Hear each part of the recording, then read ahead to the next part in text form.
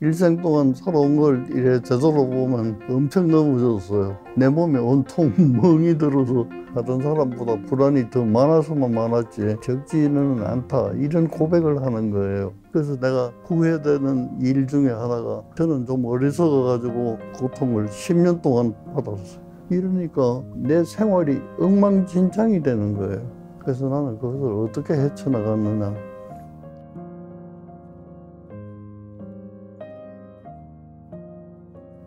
안녕하십니까, 이건우입니다. 저는 1970년부터 2001년까지 미션 계통의 대학에서 교직 생활을 했어요. 그 2001년 정년 퇴임하고 나서는 명예교수로 이화여대학에 그 정신과 전공하던 그런 사람입니다. 지금은 저술 생활, 뭐 글쓰기, 강연, 뭐 이런 걸로 소일을 하고 있는 노인입니다. 오늘 만나뵈서 대단히 반갑습니다. 반갑습니다. 나는 죽을 때까지 재밌게 살고 싶다. 이게 2013년에 이제 나와가지고 생각도 못했는데 그게 40만 부 이상이 팔리는 그 베스트셀러가 되었어요. 그러니까 그거는 어떻게 생각하면 죽을 때까지 이제 재밌게 살고 싶다, 이 제목처럼 그 소망을 얘기한 거예요. 내가 그렇게 재밌게 살았다는 얘기가 아니라, 그렇다면 어떻게 살아야 유쾌하게 사는가? 그 내 말이 다 옳은 건 아니지만 내 경험과 또 직업적으로 만나본 많은 사람들의 경험을 통해 가지고 아마 이렇게 하면은 유쾌하지 않을까, 막 그런 걸 담아 가지고 만들게 된 게 그 책이에요. 나이가 든다는 의미가 뭐냐, 이게 질문인데, 세월이 가니까 나이 드는 거지 뭐. 그렇게 뭐 복잡하게 생각할 거 어디 있어요? 지금 내가 이 프로그램을 하기 위해서 이 자리에 앉았을 때하고 지금 시간이 흘러서 그만큼 난 더 늙어버렸어. 세월이 간다는 것은 단지 이거는 이제 물리적인 얘기예요. 그런데 우리는 이제 몸도 가졌지만 정신이라는 게 있기 때문에 이 시간을 본인이 어떻게 인식하고 살아가는가 하는 게 참 중요한 것 같아요. 우리가 늙는다는 것은 두 가지 의미가 있어요. 하나는 즐겁고 하나는 슬프고 그래요. 즐겁다는 것은 우리가 지내오면서 쌓아온 여러 가지 경험, 그런 걸 되돌아 생각해 보면 참 즐거워요. 그리고 그걸로 인해서 또 성공을 했다면 더 즐거워요. 그런데 슬프다고 하는 것은 우리가 이 세상에 태어나서 한정된 생활을 하는 거예요. 요새는 의학이 발달돼 가지고 백세 시대라고 하지만 인생 이모작을 생각하지 않을 수가 없는 거예요. 그래서 이제 슬프다는 것은 이제 그런 걸 내가 만들어야 되고, 또 만든다고 하더라도 필연적으로 나한테 닥치는 것은 종말은 죽음이에요. 그러니까 슬픈 거예요. 인간으로서 어떻게 해볼 수가 없어요. 내가 해볼 수 있는 것이라면 얼마든지 하겠어요. 그런데 해도 소용이 없어요. 그런 필연적인 것이라면 담담하게 내가 받아들이는 연습을 하지 않을 수가 없는 거예요. 그래서 담담하게 받아들이는 사람하고 또 그것을 저항하면서 바득바득 하는 사람하고는 차이가 있으리라고 생각을 합니다. 어떤 분들은 정년퇴임하는 것을 굉장히 나쁘게 생각해가지고 이제 인생은 끝났다, 허무하다, 이런 쪽인데, 그 오래 근무했던 교직을 떠나면서 우울하다든지 슬프다든지 그런 생각은 해본 적이 없어요. 왜 그러냐면 내가 준비를 좀 했어요. 60세 회갑이 될 때 앞으로 인생 이모작을 내가 어떻게 살면 좋을까 하는 것을 많이 생각해 봤어요. 저는 하던 것이 사람의 마음을 연구하고 사람과 그 대인관계를 어떻게 하면 소통이 잘 될 것이고, 또 그것 때문에 고통을 앓는 사람을 어떻게 도와주면 좋을까, 이것이 내가 한 일생 동안의 일이에요. 그러니까 그것을 가지고 이 대중적으로 강연을 한다든지 책을 내서 많은 사람들에게 좀 일도를 한다든지 이렇게 한다면은 나하고 대면은 하지 않았지만은 그런 영향을 많이 줄 수도 있을 것이다 하는 생각을 가지고 내가 퇴임 후에는 이런 길을 선택을 한 겁니다. 이 세상에 태어나는 사람이 그런 거 안 가진 사람이 없어요. 단지 자기는 안 가졌다고 착각을 하고 있기 때문에 그래요. 찾아보세요. 지금 찾아보시고 그게 찾아진다면 그걸 바탕으로 해서 인생 이모작을 설계해서 재밌게 사세요. 그것을 내가 어느 것을 선택해서 그래도 남은 세월을 내가 살아갈 것인가 하는 것은 여러분이 선택하고 여러분이 결정하셔야 돼요. 이건 누가 주는 게 아닙니다.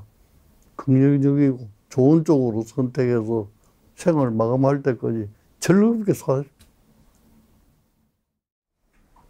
인생 후반기를 이제 저는 살아갑니다. 후반기 중에도 또 후반기를 살아가는, 가만히 생각하니까 뭐를 하고 사는 게 좋겠는가. 더 이제 인생의 종말에 가깝게 오다 보니까 그래도 할 수 있는 게 있고 할 수 없는 게 있고 그래요. 그리고 내가 계획은 세웠지만은 그 계획을 제대로 해 나갈 수 있는 것도 있고 신체가 이제 쇠약해지니까 점점 못해지는 것도 있고 그래요. 그래서 마지막까지 내가 할 수 있는 일이 뭘까? 그것은 결국 서로 나누면서 사는 일이에요. 함께 사는데 그냥 함께 이렇게 존재하는 것만 가지고는 별 의미가 없다고 생각해요. 내가 존재함으로써 나에게도 유익하고 타인에게도 조금이라도 유익한 게 있다면은 그게 뭘까? 그게 결국 나눔이 봉사라고 얘기해도 좋겠는데, 근데 이런 얘기를 하면은 모두 힘들어해요. 근데 힘들어하는 이유를 내가 가만히 보니까 그런 나눔이라고 하는 것은 경제적인 마인드만 갖고 있어요. 나는 돈이 없어서 나눌 게 없다.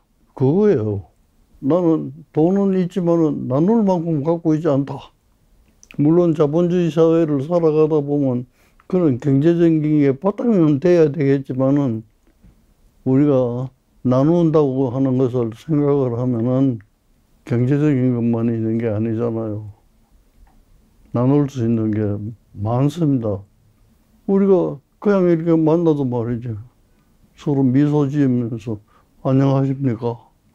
좋은 덕담을 해주는 거. 돈 들어요? 돈 안 들어요? 생각하면 돈 안 드는 나눔이 더 많아요. 더 많은데 그건 나눔이라고 생각을 안 하시는 것 같아요. 돈도 물론 중요합니다. 그 중요하지 않다는 얘기가 아닌데 돈이 아니라도 우리가 함께 나누면서 살아갈 수 있는 일이 엄청 많다는 뜻이에요. 대구에 가서 한번 그 책 때문에 특정 강연을 이제 하는데 대학생쯤 돼 보이는 친구인데 선생님 책을 읽으니까 아침에 눈 뜨면 아 살았구나 하고 제일 행복하다고 그랬는데 그 좀 더 자세히 설명해 줄 수 없느냐고 몇 가지 설명을 줬어요. 그래서 이해를 잘 못하겠어요. 그래서 내 대답이 할 수 없이 너도 내 나이만큼 돼보면 그거는 자연스럽게 알 수 있는 것이다. 이렇게 얘기를 했어요. 우리가 이 세상에 인간으로 태어나기가 확률적으로 이건 천문학적인 확률이에요. 이 말은 희귀하다는 뜻이에요. 그렇게 희귀하게 우리가 이 세상에 부모의 몸을 이탁해서 이 세상에 왔는데 맨날 뭐 슬프다, 허무하다 이것만 생각하고 일생을 지낼 필요가 뭐가 있느냐. 기왕 왔으면 재미있게 놀러 가야죠. 그래서 나는 그런 생각을 해요. 여행을 떠난 거나 같아요. 여행을 갔으면 재미있게 뭘 볼 걸 보고 말이지. 처음 보는 사람이라도 친숙하게 얘기도 좀 하고. 이게 여행이지 말이지. 그럼 어떻게 사는 게 재밌을까? 이거는 여러분 성격이에요. 여러분 성격이고, 이거는 누가 주는 게 아니라 여러분들이 만들어 가셔야 되는 거예요. 그래서 나는 농담 삼아 그런 얘기를 합니다. 소꿉장난 하듯이 한번 살아보세요. 소꿉장난은 우리가 어릴 때 하는 거잖아요. 어릴 때 하는 소꿉장난은 무슨 목적이 있는 것도 아니고 그냥 하니까 재미있어서 하는 거예요. 그거 이해는 아무것도 없어요. 이해관계가 있는 것도 아니고, 그런데 어른이 되면 이해관계도 있죠. 뭐 사회적인 관계도 있죠. 뭐 여러 가지가 있기 때문에 어린애 같은 소꿉장난은 할 수가 없어요. 그러나 이 삶 자체가 나는 생각에 이거는 큰 테두리의 소꿉장난이라고 생각해요. 그래서 어른 같은 소꿉장난. 그거는 뭐냐면 즐겁게 하시라는 뜻이에요. 그래서 기왕 이 세상에 나왔으면 재밌게 하는 화두를 항상 머리에 집어넣고 그걸 실천하도록 노력을 하셔야 돼요. 아무리 좋은 얘기를 많이 해놨다고 하더라도 자기가 자기 습관으로 습득하려고 하는 노력이 없이는 그게 절대로 이루어지지 않습니다. 그러니까 제가 여러분들께 말씀드리는 것은 행복이라는 것은 즐거움이라고 하는 것은 유쾌한 것으로 말하면 누가 주는 것이 아니에요. 내가 만드는 거예요. 내가 만들어서 재미있다고 하는 거고. 내가 만들어서 아 기분 좋다 이거예요. 여러분도 많이 만들어 보세요. 저도 보통 사람이에요. 보통 사람이니까 길 가다 넘어지는 일이 많습니다. 일생 동안 살아온 걸 이래 되돌아보면 엄청 넘어졌어요. 그래서 이렇게 그것이 만일 표현이 된다면은 내 몸에 온통 멍이 들어서 내가 4.19 세대예요. 4.19 때 졸업반이고 내가 그 학생회에 책임을 지고 있었기 때문에 3.15 부정선거를 규탄한다고 이제 태무대에 앞장서가지고 10개월 정도 국가에서 공짜로 밥을 얻어먹었는데 이 사건이 중요한 게 아니라 그걸로 인해서 나한테 발생하는 것이 굉장한 고통이었어요. 그 일이 있고 나서 약 10년간은 내가 생활을 못했어요. 모든 제재가, 여러 가지 제재가 있어요. 정과가 있으니까 취직이 안 되죠. 그리고 또 뭐 개인 병원을 하려니까 돈이 없죠. 이러니까 내가 이제 이렇게 뭘 펼쳐보고 싶은 걸 할 수가 없어요. 외국에 나가려고 해도 안 되죠. 내 생활이 엉망진창이 되는 거예요. 그래서 나는 그것을 어떻게 헤쳐나갔느냐. 울분을 갖고, 적개심을 갖고 해결하려고 그랬어요. 예, 그런 사건 때문에 나한테 박해를 가한 사람들이 있어요. 첫째 경찰로 날 잡아가야 되잖아요. 그 다음에는 이제 재판을 하자면 검사가 또 나한테 이제 신문을 하고 뭐, 그 다음에 판결이 나서 이제 교도소에 가니까 교도관들이 또 나를, 그 다음에 5.16이 나서니까 이제 군사혁명. 그래서 내가 생각한 것이 네 종류의 직업에 종사하는 사람은 어떤 응급 상황이 있더라도 나한테 오면 내가 절대로 봐주지 않는다 하는 적개심을 가졌어요. 정말로 그래 했어요. 10년 동안. 10년 동안 하면서 가만히 생각하니까 의사라는 사람이 사람을 그렇게 구분해서 말이 되겠나. 나한테 박해한 사람은 딱 한 사람이에요, 말하자면. 그런데 그 한 사람과 직업이 똑같다고 해서 그 사람을 다 안 봐준다? 이건 나한테 모순이 있다고 늦게 발견을 한 거예요. 그래서 내가 이제 의사의 길로 그런 사람을 만나도 하나도 적개심이 없이 지금 이제 그런 생각이 심심하면 올라와요. 올라오면 적개심이 올라와요. 올라오는데 옛날 같은 게 아니에요. 올라오면 그걸 내가 뒤집어요. 뒤집어서 생각하면 외국에도 못 나가고 그래가지고 여기서 공부를 했으니까 교수가 된 거예요. 그때 외국에 나가서 공부한 애들은 돌아와서 아무도 교수 못했어요. 왜 그러냐면 입이 교수 자리에 다 차 있고 그러니까. 그러니까 세웅지만 하고 그것을 박해를 받으면서 내가 고통받았던 것을 고통으로만 내가 생각한 건 아니에요. 뒤집어서 생각해 봤어요. 뒤집어서 생각하니까 그렇게 됨으로써 내가 나한테 좋은 일이 생긴 게 또 더 많아요. 저는 좀 어리석어가지고 그 고통을 10년 동안 받았어요. 그래서 내가 후회되는 일 중에 하나가 참여정은 내리고 네 맘대로 해도 좋다 이러는데 나한테 준비된 게 없어요.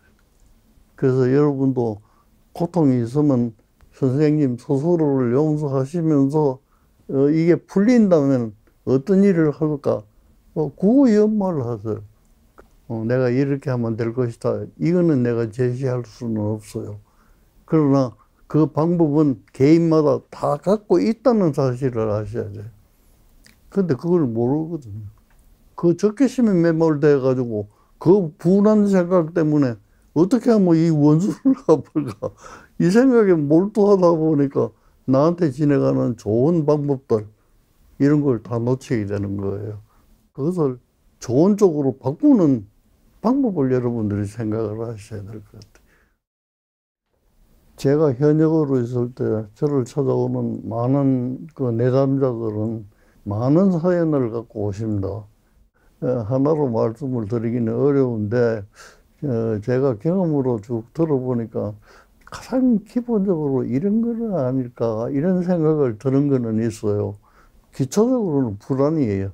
기초적으로는. 불안이라고 하는 것은 지금 현재 그런 상황이 아닌데도 불구하고 이런 것이 닥치면 어떡할까 하는 그런 지나친 걱정을 우리가 불안이라고 그래요. 불안을 바탕으로 해서 과거에 지나치게 집착하는 분들. 과거는 이미 지나가서 돌이킬 수가 없는데 거기에 집착해서 살고 있기 때문에 현재를 볼 수가 없어요. 현재 자기에게 뭐 좋은 기회가 온다든지 삶의 즐거움이 온다고 하더라도 그건 눈에 보이지 않는 거예요. 그러니까 그냥 스쳐 지나가. 그 다음에 반대로 닥치지도 않는 미래를 말이지. 또 지나치게 걱정하는 거예요. 내일이 있을지 없을지도 모르는데 내일을 걱정을 다 하는. 제가 정신과를 하니까 저 사람은 정신건강이 굉장히 높을 것이다. 그런 그 착각을 하는 분들이 많아요. 이걸 뒤집어서 내가 여러분들께 고백을 하자면 정신건강이 내가 좋지 않기 때문에 그걸 어떻게 하면 바로 세워볼까? 여기에 대한 궁금증으로부터 시작을 했어요. 다른 사람보다 불안이 더 많아서만 많았지 적지는 않다. 이런 고백을 하는 거예요. 그러면 그런 불안이 있었다면은 불안을 어떻게 헤쳐나갔는가? 이제 이것이 이제 문제인데, 헤쳐나갈 땐 제가 인식하지 못했어요. 이건 이렇게 하면 불안이 없어질 것이다. 그런 생각을 해보면서 그런 행동을 해본 적은 없어요. 행동을 하다 보니까 불안이 없어지는 게 있어요. 그러니까, 이렇게 하면 불안이 없어지는구나. 그래서 그걸 자꾸 하다 보니까 내 습관이 돼버리는 거예요. 그건 저만 그런 것이 아니라 여러분들도 다 마찬가지입니다. 지금 불안을 갖고 계시고 갈등을 갖고 계시더라도 그걸 또 이래저래 풀어나가셔요. 풀어나가고 있는 거예요. 그 어떻게 풀어나가고 있는가? 여러분 자신은 모르지만은 여러분이 그와 비슷한 경험을 통해 가지고 터득한 길이에요, 그게. 그러니까 여러분들이 지금까지 갈등은 많고 불안은 많고 그렇더라도 이렇게 잘 생존해서 계신다고 하는 것은 그런 해결법을 여러분들은 이미 터득하고 있는데 그것이 내 방법이다 하는 것을 단지 모르실 뿐인 거예요. 간추려서 말씀드리면 자기 성격입니다. 습관이.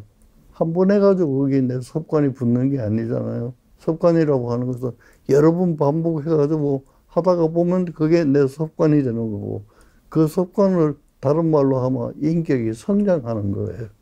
그러니까 불안이라는 것은 상황도 많아요.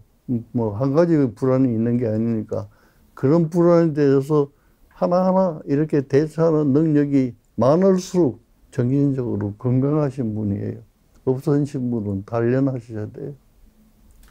불안을 해소하는 방법은 알기는 알겠는데 시작을 못하는 분들이 계세요. 시작을 해야 습관이 되고 습관이 돼야 그게 성격으로 너한테 붙는데 그걸 시작을 못 하는 거예요. 저는 그런 분들에게 이렇게 말하고 싶어요. 불안한 거는 사실이에요. 왜 그러냐면 해보지 않은 거니까 누구든지 불안해요. 불안하지만은 그것을 시작하는 사람하고 시작하지 않는 사람하고 차이는 그만큼 크다. 이것을 인식하시고 하세요. 해보시면 됩니다. 세상에 더 기대할 것이 없다. 이렇게 생각하는 사람들은 그런 마음에 빠지죠. 더 이상 노력할 게 어디 있어요. 기대할 게 없는데. 근데 저는 그런 분들을 위해서 늘 하는 얘기가 지푸라기 잡아라. 자, 물에 빠진 사람한테 지푸라기라도 잡아라. 그 지푸라기가 무슨 힘이 있다고 나를 띄우겠어요. 그거는 희망을 얘기하는 거예요. 희망의 끈을 최후까지 놓지 말라는 뜻이에요. 더 기대할 것이 없다고 자기를 포기하고 있는 사람은 그거는 불행으로 빠지는 함정이에요. 희망의 끈을 놓은 사람하고 희망의 끈을 놓지 않는 사람하고 지금은 차이가 없어요. 그러나 1년 지나고 2년 지나고 3년 지나면 그 차이는 엄청나게 커져요. 그래서 여러분들은 지푸라기 쪽으로 선택을 하는 노력을, 내 마음을 그렇게 채찍질을 많이 하셔야 됩니다.